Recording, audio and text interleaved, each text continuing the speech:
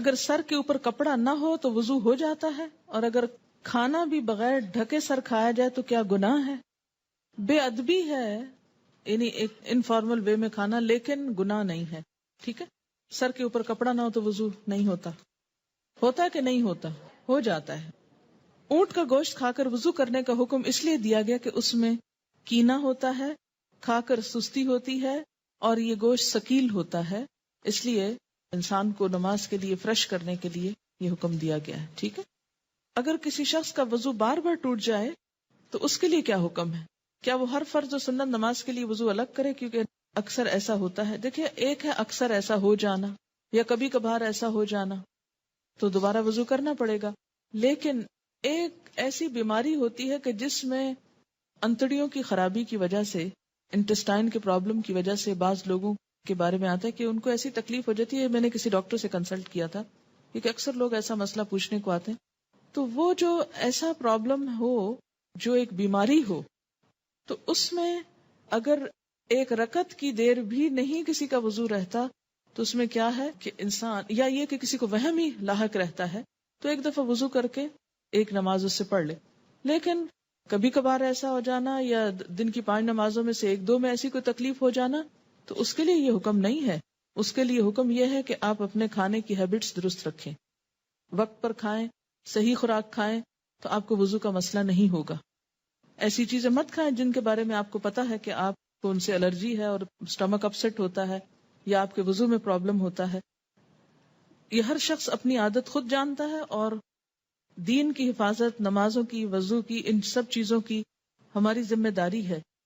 اسی لیے آپ دیکھیں کہ دین صرف چند خانوں میں نہیں بانٹ سکتے، وہ پوری زندگی کا ایک حصہ بن جاتا ہے.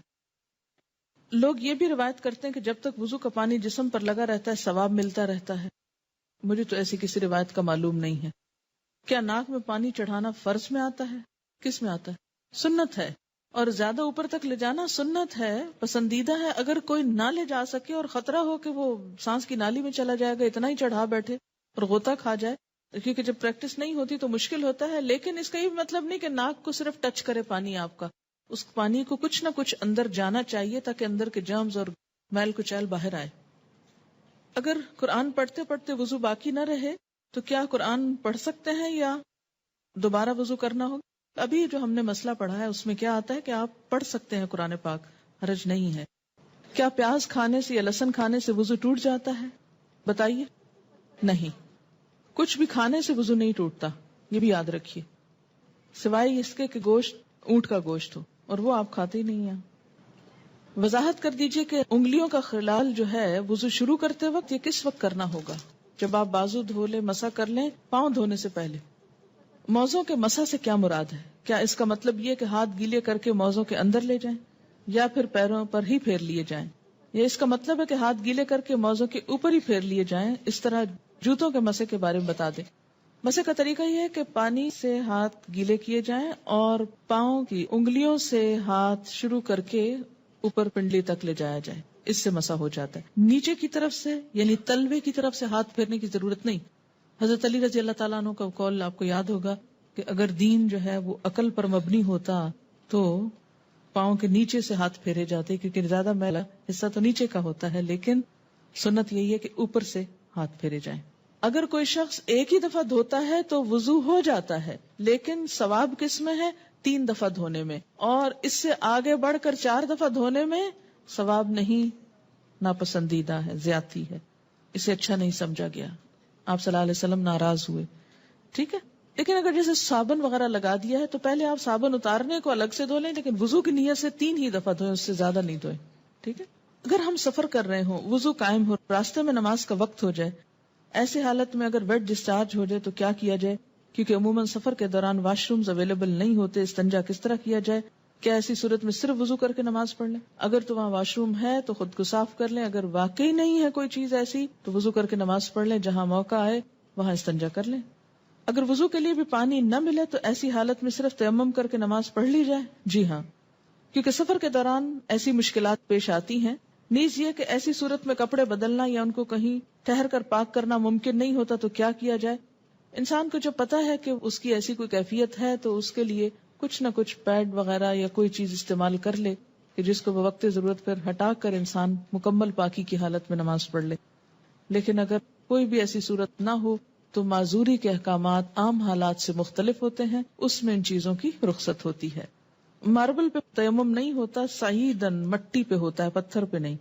جس چیز پر مٹی نہ ہو اس پہ تیمم نہیں ہوتا. جیسے کپڑے کے اوپر مٹی ٹھہرتی نہیں، اندر جذب ہو جاتی ہے نا، تو اس سے نہیں ہوتا. تیمم مٹی سے ہوتا ہے، پاؤڈر سے بھی نہیں ہوتا. وضو کرتے ہوئے ناک میں پانی ڈالنے کا ایک طریقہ یہ بتایا جاتا ہے کہ دائیں ہاتھ سے چلو بنا کر پانی لیں اور ناک میں چڑھائیں، اور بائیں ہاتھ کی چھوٹی انگلی سے ناک صاف کریں، خلال کریں ناک کے اندر. جی ہاں، اگر ضرورت ہو تو خلال کریں، ورنہ ناک کا خلال کوئی سنت نہیں ہے. ٹھیک ہے، صرف پانی ڈال کر اس کو نکال کر جھاڑنا ناک کو کافی ہے. کسی کو وائٹ ڈسچارج زیادہ ہوتا اور نماز کے دوران ہی ہونے لگے تو کیا کیا جائے؟ ایک دفعہ وضو کر کے پوری نماز پڑھ لیں. ٹھیک ہے، کیونکہ بعض اوقات شک بھی ہوتا ہے، اور شک کا علاج کیا کہ ایک دفعہ آپ نماز شروع کریں تو بس پھر کنسیڈر نہیں کریں اس کو. اسی طرح بعض لوگوں کو ایک وہم کی بیماری ہوتی ہے. ایک شخص آپ کے پاس شاید آیا اور اس نے پوچھا کہ میں وضو سے تسلی نہیں ہوتی.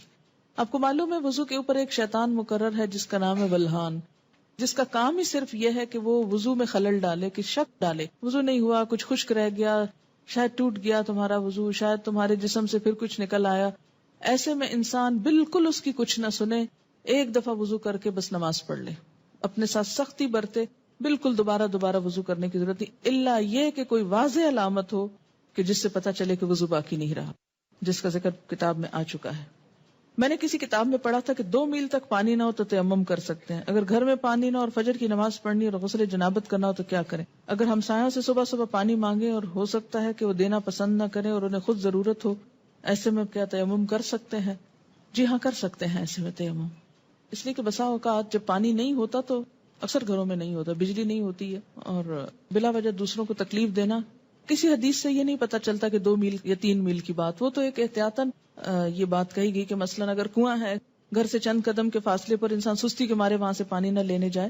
ایک حدیث میں آتا ہے کہ اللہ تعالیٰ کی دی ہوئی رخصتوں کو استعمال کرنا بھی اللہ تعالیٰ کے لیے اتنا ہی پسندیدہ ہے جتنا اس کی لگائی ہوئی پابندیوں کو اختیار کرنا. اگر سر میں مہندی لگائی جائے تو کیا اس پر سر کا مسح ہو سکتا ہے وضو کرنے کی صورت میں؟